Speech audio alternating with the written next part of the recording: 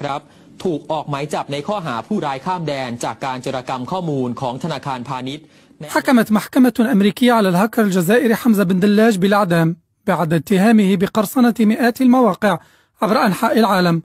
وقد ألقي القبض عليه العام 2013 بتايلاندا بعد بحث من قبل الانتربول دام أكثر من 3 سنوات كاملة، بعد الكشف بأنه من بين أخطر 10 هاكرز في العالم المطلوبين لدى أمريكا، ثم رحل لها بأمر من قبل الشرطة الفيدرالية FBI.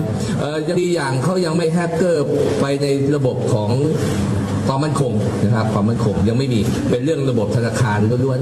วนๆนะครับอันนี้ก็เป็นสิ่งที่ทางอเมริกาต้องการตัวแล้วก็ได้ตัวมา وقرصن الشاب الجزائري حمزة بن دلاج لوحده 217 بنكا بواسطة القرصنة المعلوماتية،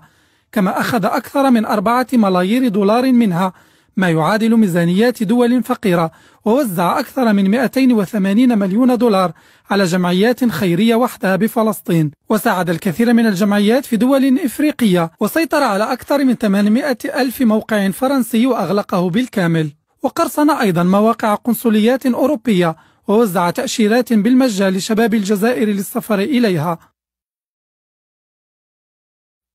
وأبرز المواقع التي سيطر عليها بالكامل مواقع الحكومة الصهيونية، وكشف أسرار الجيش الصهيوني للمقاومة الفلسطينية ونشر بيانات هامة لأفراده، وقد ترجته الحكومة اليهودية بمساعدتها في تحصين مواقعها الحساسة مقابل التوسط للإفراج عنه، لكنه رفض وظل قابعا في السجن الأمريكي لحد هذه الساعة، حيث صدر قرار بتنفيذ حكم الإعدام عليه. وتناقل الملايين خبر الهاكر الذي اعتبره هؤلاء بأنه بطل وفخر للجزائر، كيف لا وهو الذي ظل يرفض العمل مع الصهاينة، بالنظر إلى أنه يرفض التطبيع مع العدو، كما اعتبر المدونون ابتسامته ردا قويا على كل من يشكك في وطنيته وهجومه على الشركات لمد المساعدة للفلسطينيين.ความมั่น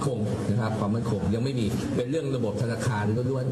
วนๆนะครับอันนี้ก็เป็นสิ่งที่ทางอเมริกาต้องการตัวแล้วก็ได้ตัว